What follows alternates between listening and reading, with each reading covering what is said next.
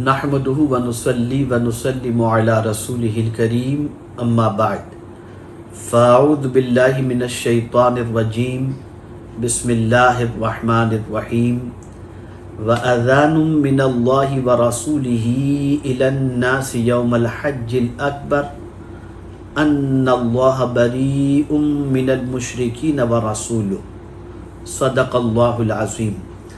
अस्सलातु वस्सलामु अलैका या रसूल अल्लाह, अस्सलातु वस्सलामु अलैका या हबीब अल्लाह, अस्सलातु वस्सलामु अलैका या नबी अल्लाह व अला आलिका व अस्हाबिका या नूर अल्लाह सल्लल्लाहु तआला अलैहि वसल्लम। मुअज़्ज़ज़ हुज्जाज किराम, खुश नसीब हैं आप लोग के इस वक्त मैदान अरफात के लिए आप अपने आप को तैयार कर रहे होंगे और मिना की वादी में खूब अल्लाह अज़्ज़ व जल्ल की बंदगी से लुत्फ़ अंदोज़ हो रहे होंगे।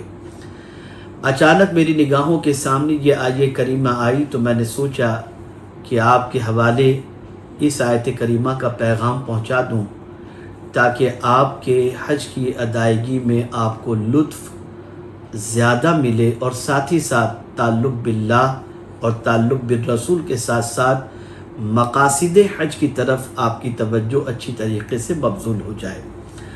अल्लाह रब्बुल इज़्ज़त जल्ल जलालहू ने इरशाद फरमाया व अज़ानुम मिनल्लाहि व रसूलिही इलन नासि यौमल हज्जिल अकबर अन्नल्लाह बरीउम मिनल मुशरिकीन व रसूलुहु। और मुनादी पुकार देता है किसकी तरफ से?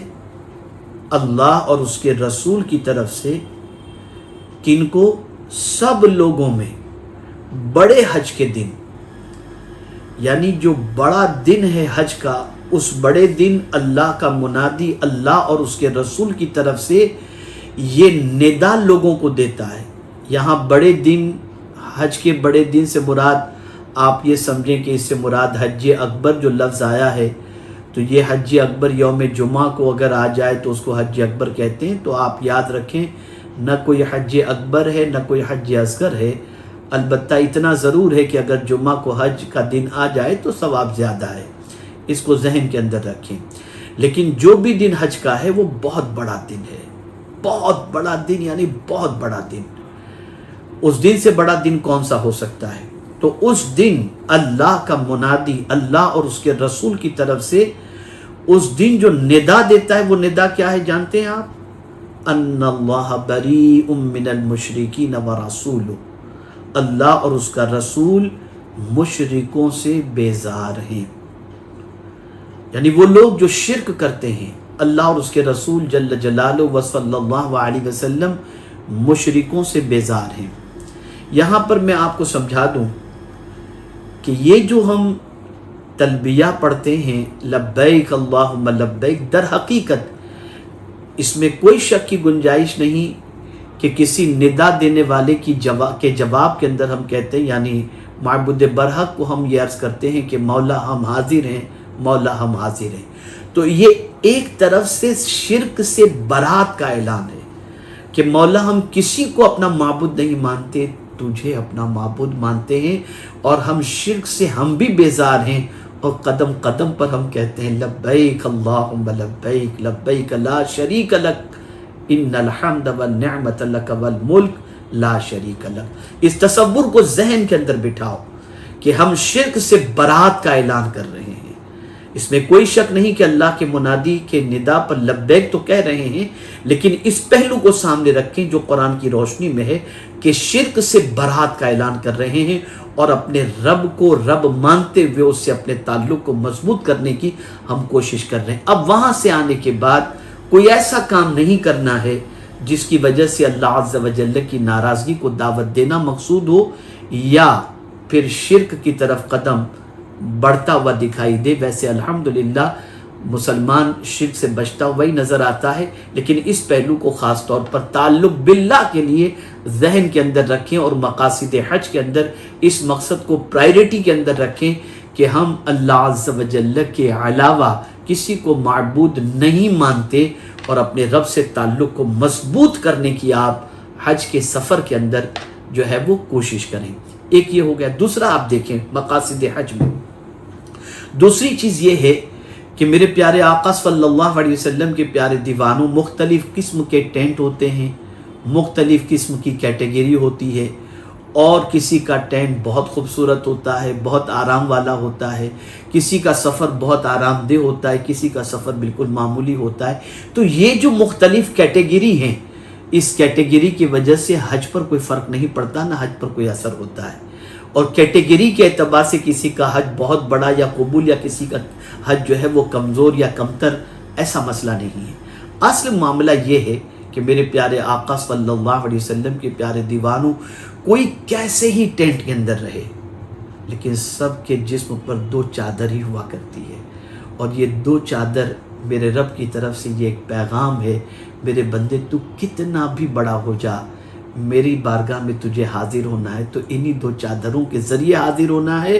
اور سن لے، میں آج کے دن کوئی فرق بندوں کے درمیان نہیں رکھ رہا۔ آج میرے نزدیک سب سے عزت والا وہ جو سب سے زیادہ تقوی والا ہے، جو زیادہ تقوی اختیار کرے گا، آج اس کا مرتبہ میرے نزدیک بہت زیادہ ہے، نہ لباس سے ہے، نہ مال سے ہے، نہ زر سے ہے، تقوی تقوی اور تقوی۔ میرے پیارے آقا صلی اللہ تعالی علیہ وسلم کے پیارے دیوانوں، اسی کے ساتھ یہ جو پہلو سمجھ میں آتا ہے وہ یہ ہے کہ کوئی کسی مسلمان سے یہ نہیں کہتا کہ یار تم یہ کپڑے کیوں پہن کر کے آئے ہو۔ یہ یگانگت یہ بتا رہی ہے، انما المؤمنون اخوہ، ہر مومن آپس میں بھائی بھائی ہے۔ اور سفر حج کے اندر آپ دیکھتے ہوں گے ایک دوسرے کا خیال کرنے کی کوشش کی جاتی ہے، اور ایک دوسرے کا خیال کیا بھی جاتا ہے۔ یہاں پر رب قدیر جل جلالہ حج کے ذریعے ایک پیغام دے رہا ہے، جیسے لباس کے ذریعے تم سب ایک ہو، ایمان کی وجہ سے بھی تم بھائی بھائی ہو۔ اور یاد رکھنا، یہاں سے یگانگت کا پیغام، اتحاد کا پیغام مومنین لے کر کے جائیں کہ اب ہم کسی مومن کو تکلیف نہیں پہنچائیں گے۔ یہی وجہ ہے کہ آقا کریم صلی اللہ تعالی علیہ وسلم نے حجۃ الوداع کے موقع پر فرمایا تھا، جس طریقے سے آج کا دن حرمت والا ہے، ایسے ہی آج کے دن ایک مومن کی جان، مومن کا مال اور مومن کی آبرو میں دوسرے مسلمان پر حرام کرتا ہوں۔ یعنی اتحاد و اتفاق کا ایک عظیم پیغام حج کے ذریعے پیغمبر رحمت صلی اللہ علیہ وسلم نے عطا فرمایا۔ تو وہاں سے یہ مزاج لے کر کے بھی آئیں کہ ہم کسی مومن کے ساتھ جھگڑا نہیں کریں گے، ہم کسی مومن کے ساتھ فساد نہیں کریں گے۔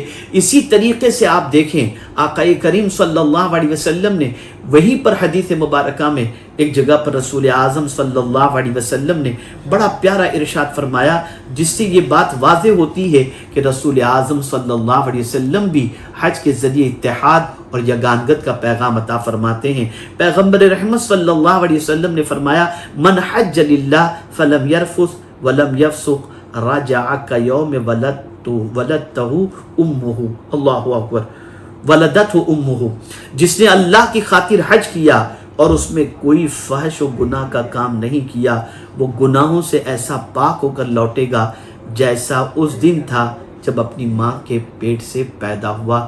اور قرآن شریف میں اللہ عز و جل نے واضح طور پر فرمایا، وَلَا رَفَثَ وَلَا فُسُوقَ وَلَا جِدَالَ فِي الْحَجِّ۔ دیکھیے آپ جدال کے لفظ پر غور کیجئے کہ حج میں جھگڑا نہ کریں۔ پتہ چلا مومن کے ساتھ جھگڑا نہیں کرتا۔ حج کا ایک مقصد یہ بھی ہے کہ مومن کے درمیان یگانگت ہو، محبت ہو۔ کاش کہ ان مقاصد کو ہم پیش نظر رکھ کر اللہ عز و جل کی بارگاہ کا یہ عظیم فریضہ ادا کر کے لوٹیں کہ ہم آج کے بعد مومنین آپس میں جھگڑا نہیں کریں گے، یونیٹی، اتحاد و اتفاق کے ساتھ آقا کریم صلی اللہ علیہ وسلم کے غلام اپنی زندگی کو گزارنے کی کوشش کریں گے۔ میرے پیارے آقا صلی اللہ تعالی علیہ وسلم کے پیارے دیوانوں، بس یہ 2-3 باتیں اچانک مطالعے کے اندر میرے ذہن میں آئیں تو میں نے سوچا فوراً میں اس کو لوگوں تک پہنچانے کی کوشش کروں، اس لیے میں نے یہ پیغام تیار کیا مقاصد حج کے حوالے سے۔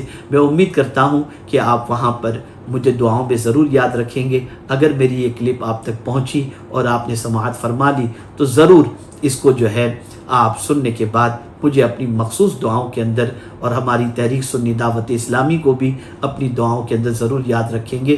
بس حدیث مبارکہ میں جیسے رسول اعظم صلی اللہ علیہ وسلم نے یہ ارشاد فرمایا، جس نے اللہ تعالیٰ کی خاطر حج کیا اور اس میں کوئی فحش و گناہ کا کام نہیں کیا، وہ گناہوں سے ایسا پاک ہو کر لوٹے گا جیسا اس دن تھا جب اپنی ماں سے پیدا ہوا۔ تو میں یہاں پر ایک نقطہ عرض کر دیتا ہوں، بس یہ دعا ضرور کرنا، جیسے ماں کے پیٹ سے پیدا ہوتے وقت ہم پاک تھے، اللہ ہمیں اس دنیا سے جاتے وقت بھی ایسا ہی پاک جانے کی توفیق نصیب فرمائے کہ ہم گناہوں سے پاک ہو کر کے جائیں۔ اللہ میرا آپ کا سب کا خاتمہ، سارے مومنین کا خاتمہ بالخیر فرمائے، ایمان پر فرمائے، مدینے کے تاجدار صلی اللہ علیہ وسلم کے شہر پاک کے اندر ایمان کے ساتھ خاتمے کے ساتھ 2 گز زمین نصیب فرمائے۔ آپ سب کو حج مبرور کی سعادت اللہ تعالیٰ نصیب فرمائے اور ہم سب کو دعا میں یاد رکھیں۔ وما علینا الا البلاغ المبین۔ السلام علیکم ورحمۃ اللہ تعالی وبرکاتہ۔